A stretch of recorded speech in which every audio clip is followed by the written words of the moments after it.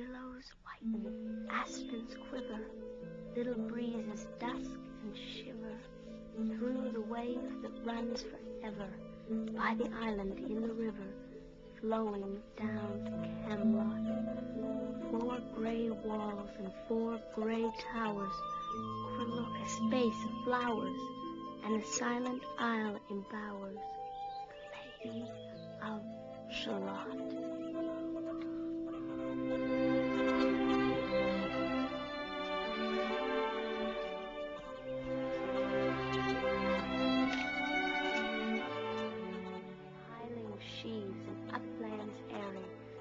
Listening, whispers, "'Tis the fairy Lady of Shalott."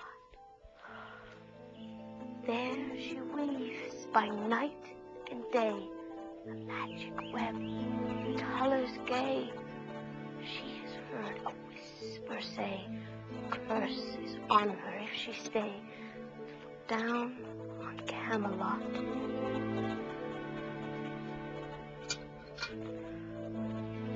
She knows not what the curse may be, and so she weaveth steadily. Little other care has she, the Lady of Shalott. Anne! Anne! Coming, Mrs. Hammond! Anne! Anne! Shirley, get in here this instant! It's all right, honey.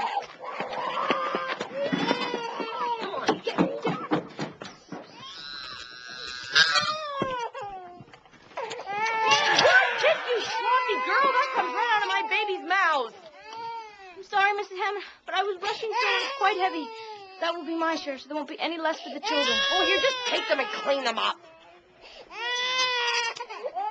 Well, if you'd pay more attention to your chores instead of poring over them fool books of yours. Please, I won't do it again. It was just so thrilling I couldn't put it down.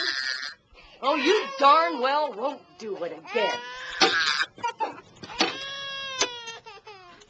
And if I catch you reading any more of them books of yours while you're supposed to be looking after my young'uns, they'll feed the fire too, Missy. Oh, don't stand there looking daft. Finish changing Megan, Peter. Mr. Hammond and the men been waiting well nigh an hour for their lunch while you've been dawdling. I enjoy babies in moderation, Miss Hammond. But twins 3 times in succession is too much. What? Simply couldn't live here if I hadn't any imagination. I'll take none of your cheek, Anne Shirley. Believe you me, you'll be out on your backside if I get another word out of you. Oh, go on. Get going to the mill before Mr. Hammond takes a whipping to you. Get...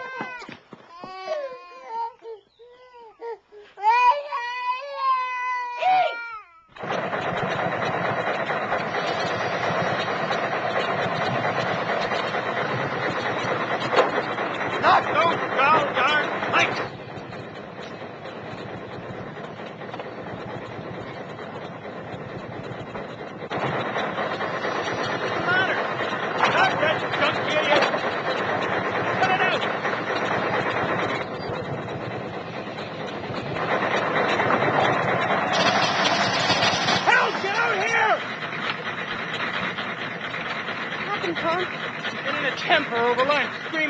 You know how he gets. He wouldn't stop.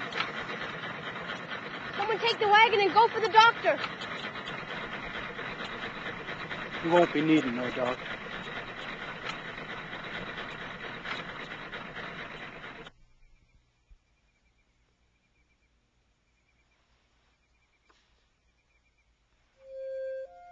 Katie, I know you understand. But if I hadn't lost myself in the beauty of the day, only beauty which is vouchsafed me, poor Mr. Hammond might still be with us.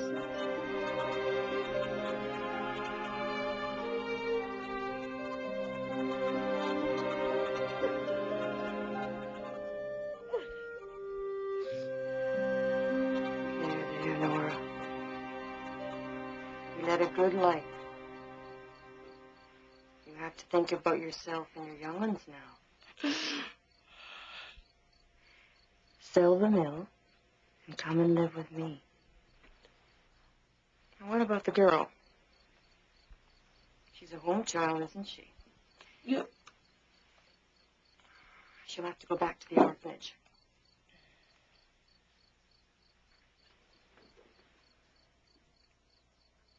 Mrs. Hammond, you must know how much I want to be of help to you in your time of trial.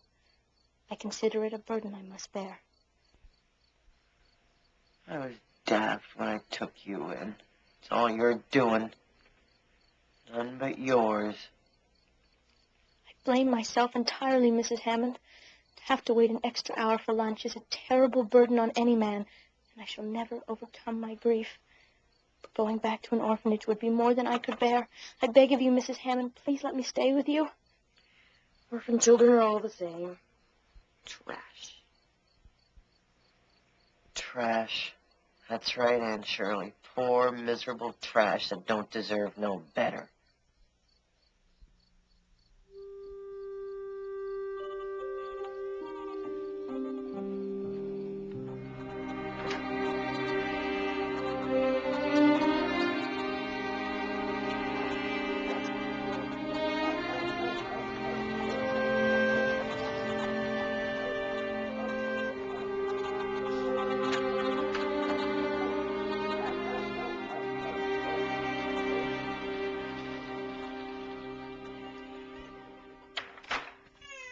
Mrs. Hammond, ma'am. Mrs. Hammond, I sent a reply to your letter just this morning. I'm afraid we cannot take the girl. We're overcrowded as it is. But I've already had to divide my own sweet babies among my relatives, ma'am. She ain't my responsibility no more. You have to take her. Come here, child. Tell me what you know about yourself. Well, it really isn't worth telling, Mrs. Cadbury. But if you let me tell you what I imagine about myself, you'd find it a lot more interesting. She was 12 last March, ma'am. Born in Halifax. Both parents died of the fever when she was just 3 months. I took her in from a neighbor last year to help out with the young'uns. But she's been in and out of orphanages ever since she was a wee thing, and she's not too proud for here. And what were your parents' names? Walter and Bertha Shirley. Aren't they lovely names? I'm proud they had such nice names. It would be such a disgrace to have a father called, well, Hezekiah. Doesn't matter what a person's name is, as long as they behave themselves. Well, I don't know. I read in a book once that a rose by any other name would smell as sweet, but I was never able to believe it. A rose just couldn't smell as sweet if it were a thistle or a skunk cabbage. I don't know where she picks up them fool ideas, but she's a real bright little thing, ain't she? And she won't be no trouble to you, I can promise you that. Well, this is a real Christian place you folks is running here, and I sure am grateful to you for helping me out of this predicament. Now, Mrs. Hammond, wait a minute. Mrs. Hammond! We can't take it for at least another month. There are payments to be signed. Lady, I got a train to catch.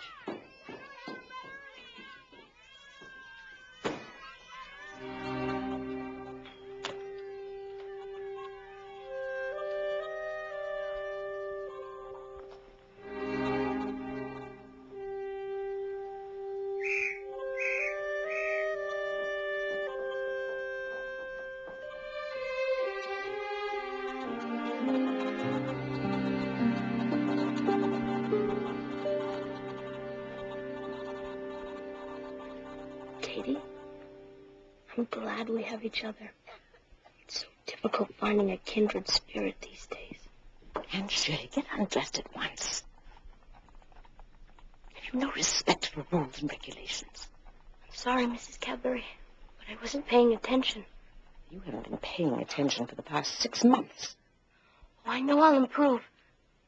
It's just that my life is a perfect graveyard of buried hopes now. That's a sentence I read once, and I say it over to comfort myself in these times that try the soul. We've had a request for 2 of our girls to live with families in Prince Edward Island.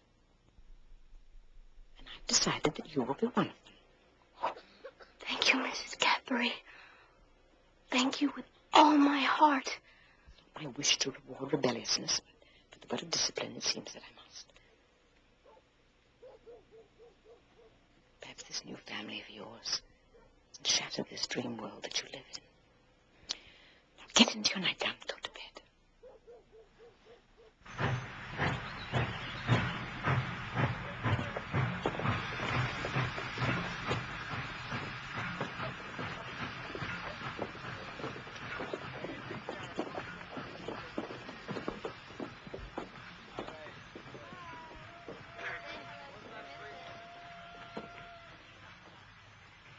Are you waiting for someone, miss? I am, thank you. Would you prefer to sit in the ladies' waiting room? No, I prefer to sit here. There's so much more scope for the imagination. Thank you just the same. As you like, miss.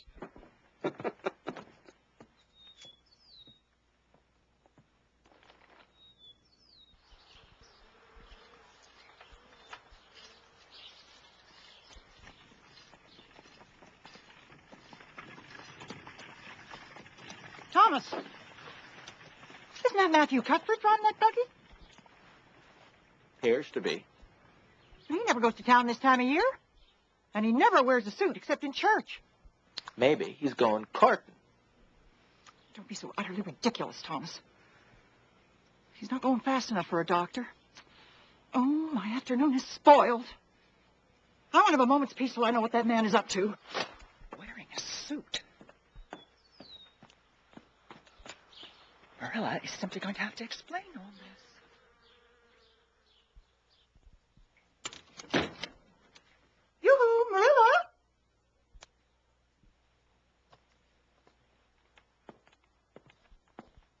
Ah, Rachel, good morning. And how are all the Lynns? Oh, we're all right as rain, Marilla. But I was kind of worried about you when I saw your brother drive by just now. Oh, I'm fine. Just fine. Appreciate the concern, though. But he was in his suit. And smoking his pipe. Well, I don't mind so long as he smokes his pipe in the great outdoors and not in my kitchen. He was in his suit.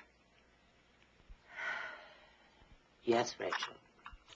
Well, Matthew never goes to town this time of year. Matthew wasn't going to town.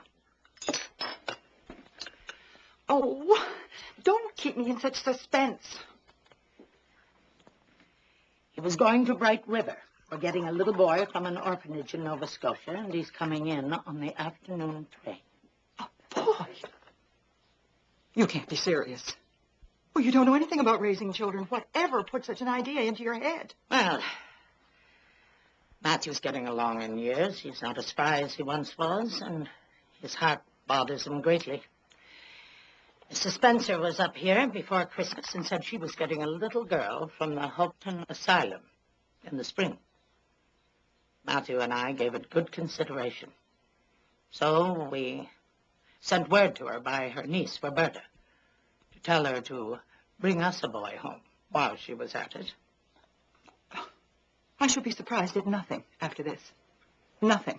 We told her to fix us up with a little boy 11 or 12. Old enough to do the chores and young enough to be brought up properly. You know, I pride myself on speaking my mind. And let me tell you, I think you're doing a mighty risky thing. I wish you'd consulted me first. Well, it was just last week I read in the paper where a couple took a boy from an orphan asylum and he set fire to their house at night on purpose. Burnt them to a crisp in their beds. Well, I won't say that I haven't had my qualms, Rachel.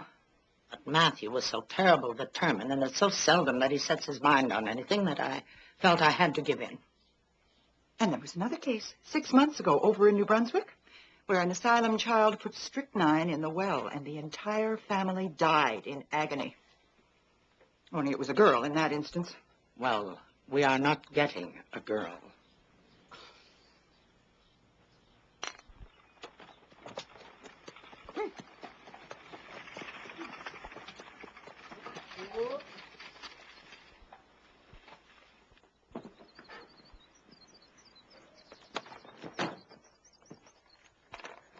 Oh, how do, Matthew?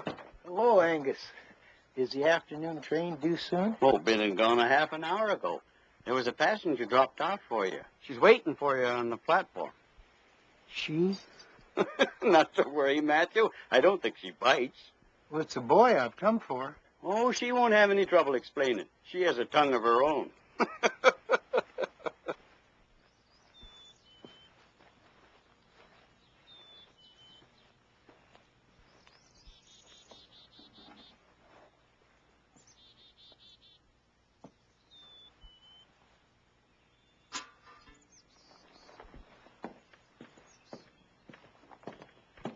I suppose you're Mr. Matthew Cuthbert. My name is Anne Shirley. Anne spelled with an E. I was beginning to be afraid you weren't coming for me today. So I made up my mind to climb up that big, wild cherry tree and wait for you till morning. It would be lovely to sleep in a cherry tree, all silvery in the moonshine. Don't you think? Oh, yes, it would. No. There's been a big mistake. Oh, no, there's no mistake. Not if you're Mr. Matthew Cuthbert. You are Mr. Matthew Cuthbert, aren't you? Mrs. Spencer told me to wait right here for you, and so I've done. Most pleasantly, I must say. Oh, this is beautiful country you have here, Mr. Cuthbert. I'm sorry I was late. Oh, no, that's fine, thank you. It's very light and thin, like me. I better hold on to my bag. If it isn't carried in a certain way, the handle falls off. I mastered the trick of it on my journey. It's a very old carpet bag. Not at all the sort of luggage I imagined the Lady of Shalott would travel with. But, of course, hers would be suited to a horse-drawn pavilion, and not a train. Oh, I'm very glad you've come, even if it would have been nice to sleep in a wild cherry tree. We've got a long piece to drive yet, haven't we? Oh, I'm glad, because I love driving. It seems so wonderful that I'm going to live with you and belong to you. I've never really belonged to anyone before. And the asylum was the worst place I've lived in yet. Mrs. Spencer says it was wicked of me to talk like that, but I don't mean to be wicked. It's just so easy to be wicked without knowing it, isn't it? Am I talking too much? Oh, people are always telling me I do, and I can't stop if I make my mind up to do it. You can talk all you like. I don't mind. Oh, I know you and I are going to get along just fine, Mr. Cuthbert.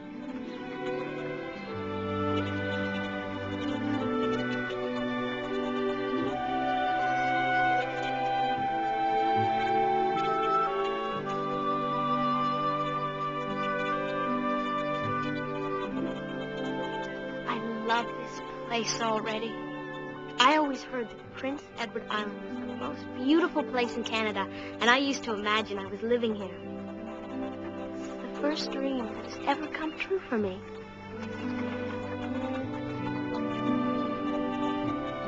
It's always been one of my dreams to live by the sea. These red roads are so peculiar. When we got into the train at Charlottetown and the red roads began to flash past, I asked Mrs. Spencer what made them red, and she said she didn't know, and for pity's sake, not to ask her any more questions. Dreams don't often come true, do they, Mr. Cuthbert? Just now, I feel pretty nearly perfectly happy. I can't feel exactly perfectly happy, because what color would you call this? Red? Red. That's why I can't ever be perfectly happy. I know I'm skinny and a little freckled, and my eyes are green. I can imagine I have a beautiful rose-leaf complexion and lovely starry violet eyes, but I cannot imagine my red hair away. It'll be my lifelong sorrow. I read of a girl in a novel once who was divinely beautiful. Have you ever imagined what it must be like to be divinely beautiful? Oh, I have often. Which would you rather be? Divinely beautiful, or dazzlingly clever, or angelically good? Well, I don't know. Neither do I. I know I'll never be angelically good. Mrs. Spencer says I talk so much that... Mr. Cuthbert! Mr. Cuthbert, what is this place called? The Avenue. Pretty, ain't it?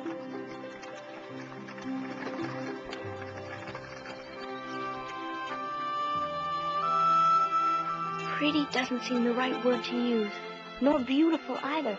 Don't go far enough. It is wonderful. Wonderful. We shouldn't call this lovely place the Avenue. There's no meaning in a name like that. We should call it White Way to Light. It's far more glorious than I could ever have imagined. That's Barry's Pond. Oh, no. This is the Lake of Shining Waters. That's its rightful name. Did things like this ever give you a thrill, Mr. Cuthbert? Well, digging up them ugly white grubs in the cucumber bed. Yes, I could see how that could be very thrilling. Oh. Green Gables. Yonder. I pinched myself so many times today to make sure that this was real. But it is real. And we're nearly home. Get up.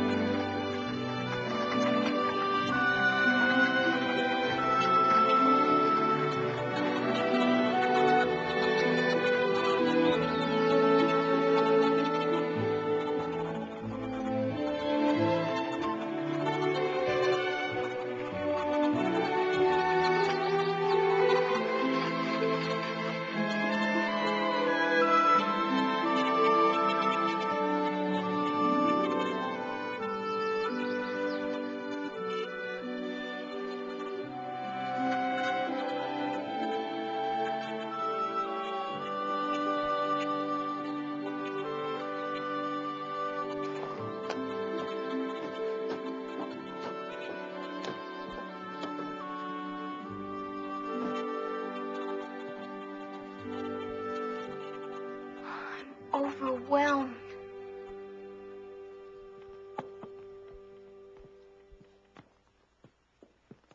Matthew Cuthbert. Who is that?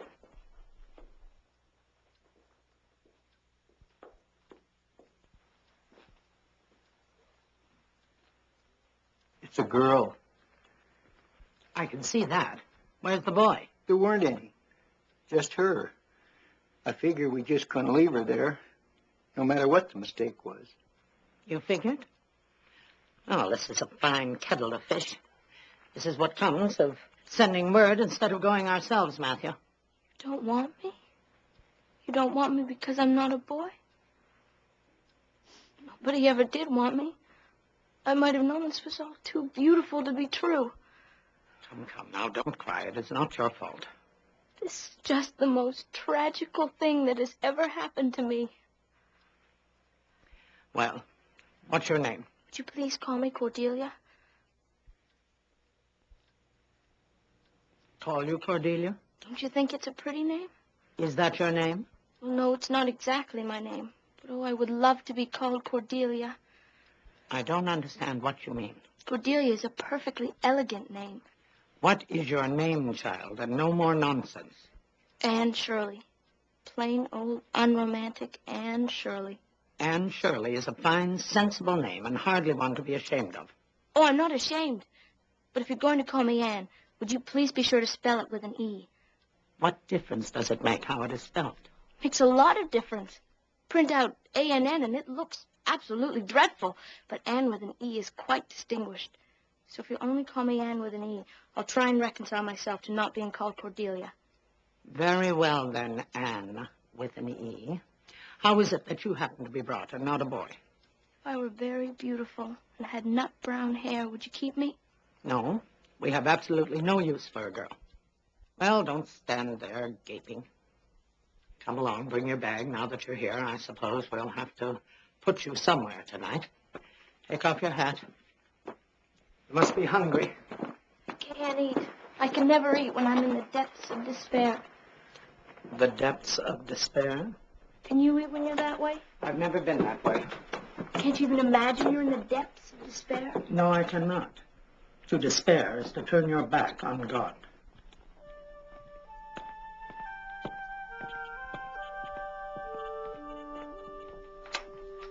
This is your room for the night. Wash up and then come down for supper. Yes, Miss Cuthbert.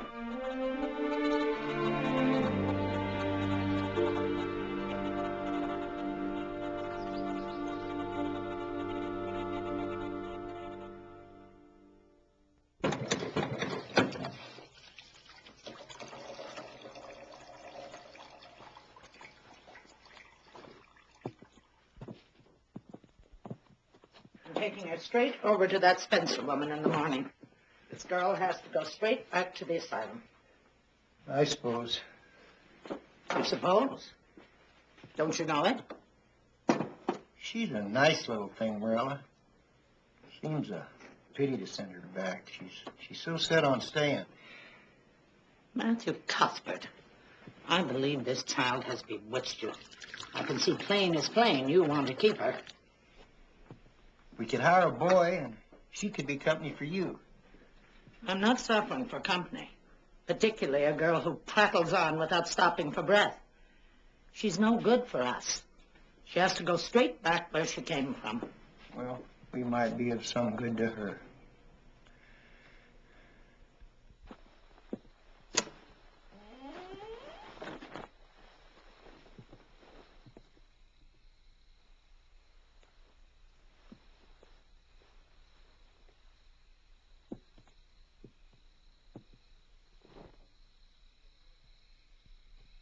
Good night, Anne Matheny.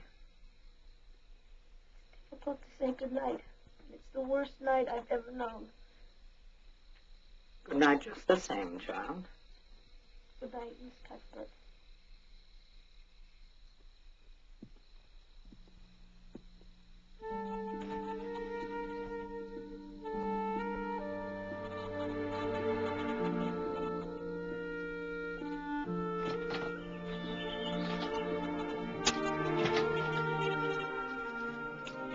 Little Jerry Boot from the creek was around. I told him I guess I'd hire him on for the summer. Hurry up, child. Just fixing Green Gables in my memory. In years to come, I'm going to look back on Green Gables as a beautiful dream that will always haunt me. Don't you think it's romantic? You can think about it as you drive along. I shall never forget your kindness, Mr. Cuthbert.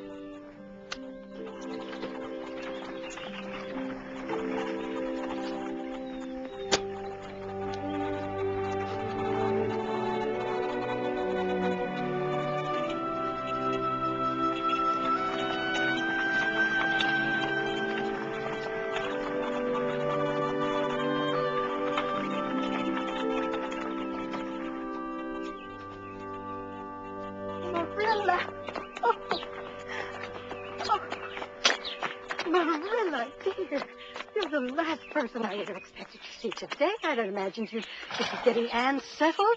How are you, Anne? As well as a victim of tragic circumstances could be, Mrs. Spencer.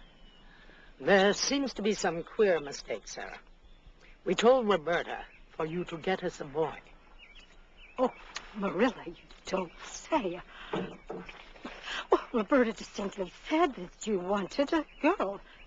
I knew I should have gone myself. I am dreadfully sorry, Marilla. I suppose the asylum will take the child back. Well, as a matter of fact, Mrs. Blewett was up here yesterday asking me if I could get her a little girl. She has such a large family, you know. 10 children and another one on the way. She's simply beside herself for help. Excuse me, Mrs. Spencer. Would there happen to be any twins among them? Oh, she has 2 sets of twins. How did you know, child? Twins seem to be my lot in life. Mrs. Spencer? Anne will Mrs. be just Spencer. a girl. And, oh, look, there's Mrs. Blewett this blessed minute. I call this positively providential. You, Mrs. Blewett. Mrs. Blewett. And Shirley, she'll be just the thing for you. Cuthbert, Mrs. Blewett. how old are you, girl? 13?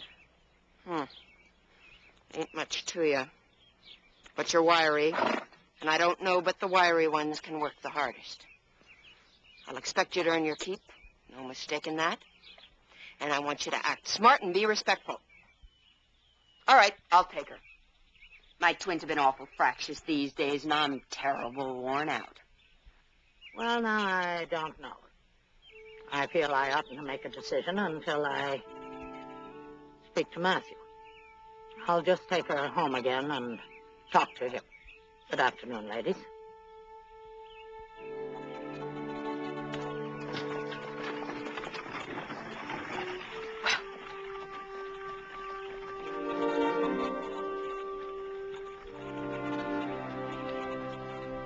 Miss Cuthbert, did you really say it, or did I only just imagine it?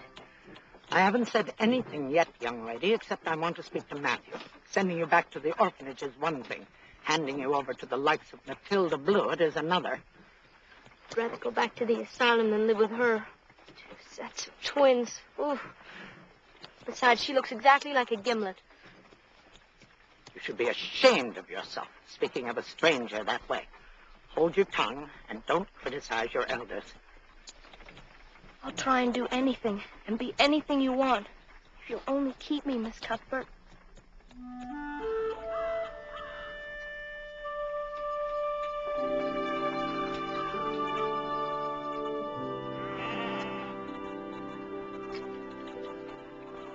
Well, aren't you going to say anything, Matthew? I wouldn't give a dog I liked to that Blewett woman. Makes no sense to keep her. But if we did keep her, I'd expect you not to interfere with my methods. An old maid like me may not know much about raising a child, but I know a darn sight more than an old bachelor like you.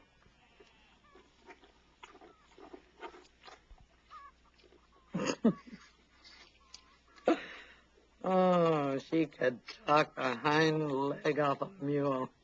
That's certain. Oh, wouldn't that be a change around here?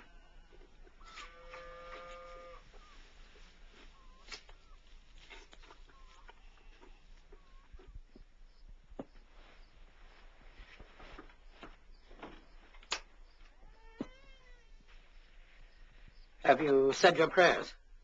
I never say any prayers. What do you mean? Haven't you been taught to say your prayers? Mrs. Hammond told me that God made my hair red on purpose, and I've never cared for him since. Well, while you're under my roof, you will say your prayers. Why, of course. If you want me to. How does one do it? Well, you kneel beside the bed. That's the part I never really could understand. Why must people kneel down to pray? If I really wanted to pray, I'd go out into a great big field, all alone. I'd look up into the sky. I'd imagine it was the dome of a great cathedral. Oh, and then I'd close my eyes and just feel a prayer. What am I to say? Well, I think you're old enough to think of your own prayer. You thank God for his blessings and then humbly ask him for the things you want. I'll do my best.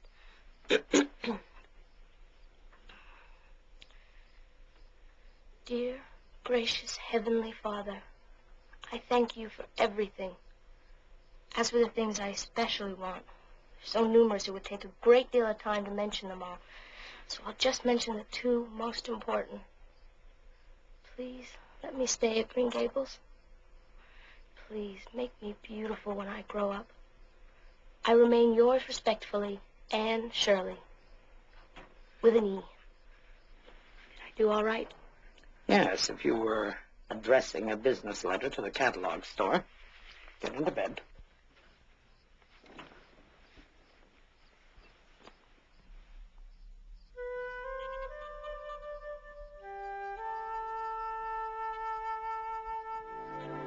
I should have said amen instead of yours respectfully. Think it'll make any difference? I expect God will overlook it. This time. Good night. Good night, Miss Cuthbert.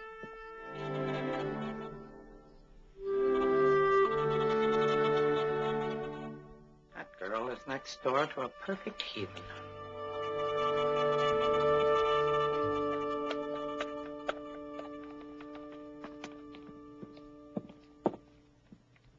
Good morning, Miss Cuthbert.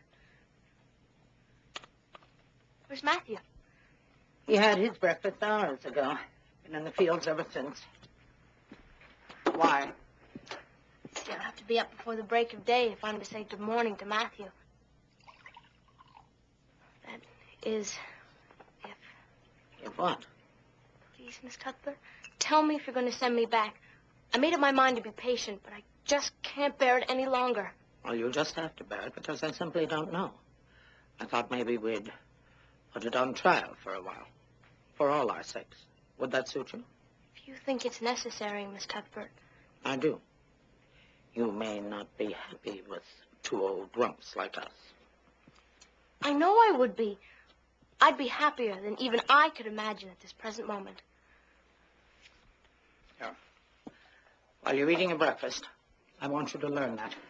You need a little religion in your life as bad as you need fattening up. Our Father, which art in heaven, hallowed be thy name. That is just like a line of music. I'm glad you thought of making me learn this, Miss Cuthbert. Well, learn it then and hold your tongue.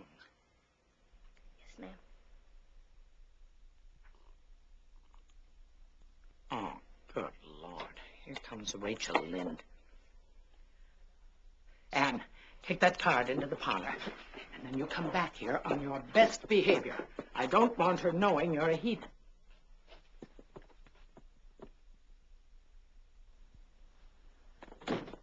Good morning, Marilla. Come in, Rachel. I am shocked at this horrendous mistake I've heard about. I've gotten over the shock myself.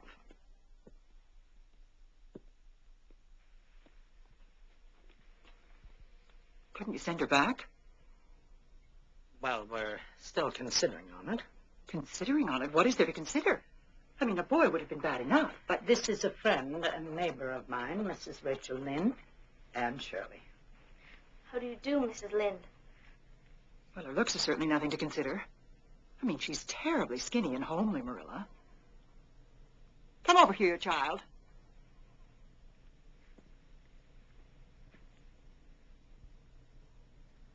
Lawful heart, her hair's as red as carrots. Dare you say I'm skinny and carrots? You're a rude, impolite, unfeeling woman, and I hate you! And Shirley. How would you like to have nasty things said about you? How would you like to be told that you're fat and ugly and a sour old gossip? And Shirley. And Shirley, you come back at once and apologize. Mark my words, Marilla. That's the kind puts strychnine in the well. You shouldn't have twitted her about her looks. Marilla Cuthbert! I'm not making excuses for her. Perhaps she was never taught what was right. But you were too hard on her, Rachel. I see I'll have to be very careful what I say from now on. Oh, I'm not vexed, Marilla. I'm too sorry for you to leave any room for anger in my mind. It's obvious to me that the good sense I admire in you left you when that child walked in your door. Goodbye, Marilla. Come down and see me when you can. But don't expect me to visit here again if I'm to be treated in such a fashion. Goodbye, Rachel.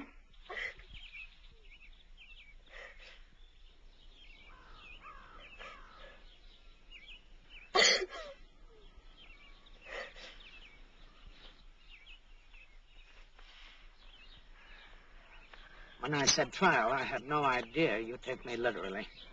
Of all the people you would pick on Rachel Lynde. She hadn't any right to say what she did. Rachel is too outspoken.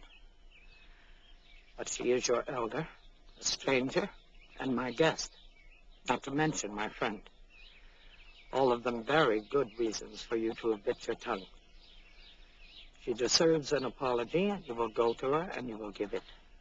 I can never do that. You can punish me any way you like. You can lock me up in a dark dungeon inhabited by snakes and toads and feed me on bread and water. I won't complain. But I cannot ask Mrs. Lynde to forgive me. If you expect to remain under my roof, you will apologize to Mrs. Lynde. Then you'll have to send me back.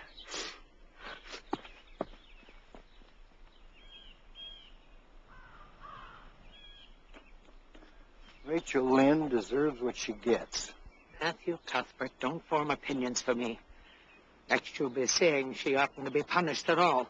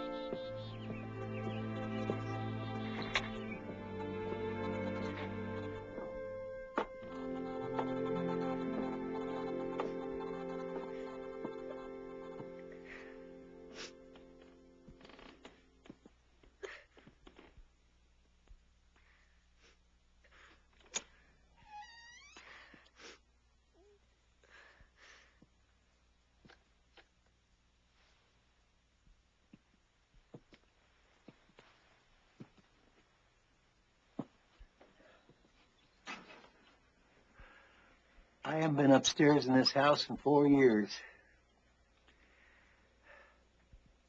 I guess you're leaving then, huh? Matthew, I'd rather die than apologize to Mrs. Lynde. It would be so humiliating. Well, Morella's a terrible, determined woman. You don't have to be exactly sorry, you know. You can just be sort of sorry. I'm not sorry at all. I hear Mrs. Blewett's an awful workhorse. And it'll be terrible lonesome around here without you. Couldn't you just kind of smooth it over? You really don't want me to go, do you? I'd do anything for you, Matthew, if you really wanted me to. Of course I do. We can't let Mrs. Lynde be the cause of our parting. I don't have to be really sorry. I just have to remove the disgrace I brought upon Marilla's good name. Don't tell Marilla that I said anything. She'll say I'm interfering. Wild horses couldn't drag it from me.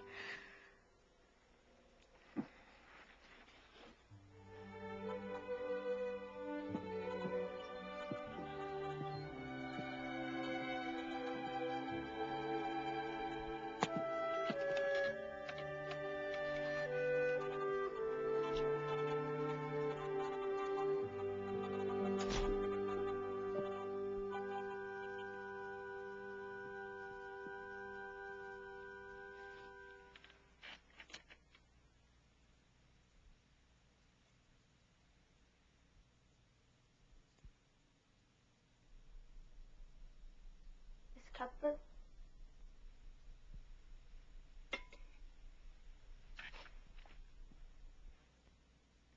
What is it? I'm sorry I lost my temper and said those rude things, and I'm willing to go and tell Mrs. Lynde so. I think that's a wise decision. I'll take you over first thing. Now get up to bed and don't forget to say your prayers. Yes, ma'am.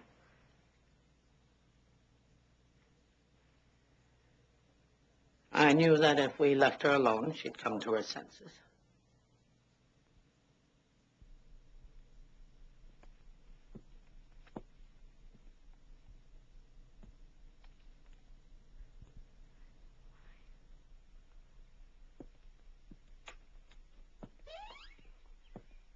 Hurry up, Anne. What are you muttering about? I was just imagining out what I must say to Mrs. Lynde. Miss Cuthbert, you look so elegant. You don't make an important visit in kitchen clothes. I think amethysts are lovely. That's what I used to imagine diamonds were like. And then I saw a real diamond in a Oh, lady. for goodness sake, child, bite your tongue and come along.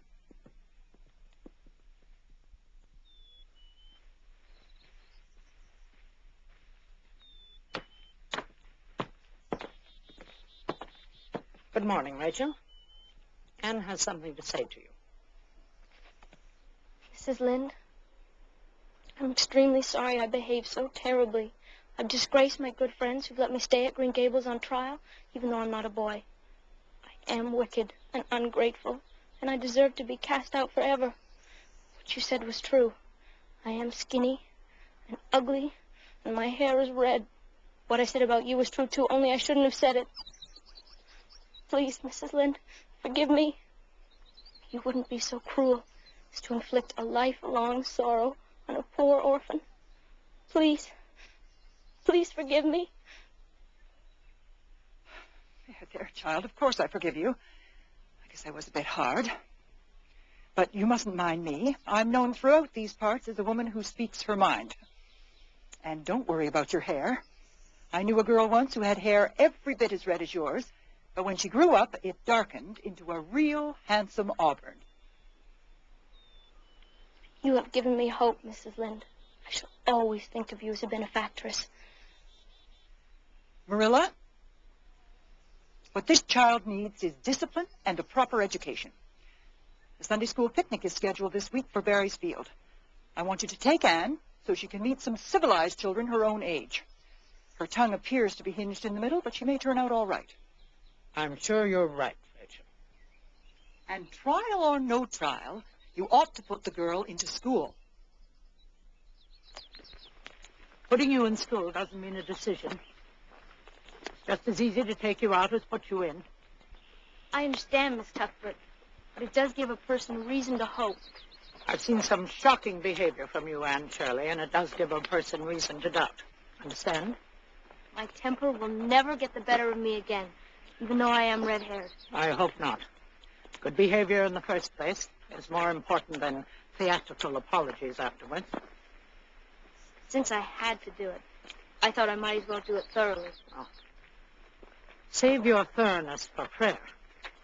And the praying that counts is the praying that's sincere. God does not want you for a fair-weather friend. The only real friend I ever had was Katie Morris, and she was only my window friend. Window friend? I discovered her in the window of Mrs. Thomas's bookcase, which was the only window that hadn't been smashed by her intoxicated husband. I lived with them before the Hammonds. I used to wish I knew the spell to step through the glass into Katie's world, which was so beautiful. I don't think you should have window friends anymore. My greatest wish, apart from staying at Green Gables, would be to have a bosom friend. What kind of friend? Bosom friend. A really kindred spirit. I've dreamt of meeting her all my life. Diana Barry lives over there on Orchard Slope. She's about your age. Her parents are sponsoring the picnic next Sunday, and you can meet her. Diana of the Lake of Shining Waters. For mercy's sake, child. You set your heart too much on silly names. What should I call you? May I call you Aunt Marilla? No. You can call me just plain Marilla. I don't believe in calling people names that are not their own. You could imagine you were my aunt. No, I could not. Don't you ever imagine things differently from what they are? No. Oh, Marilla, how much you miss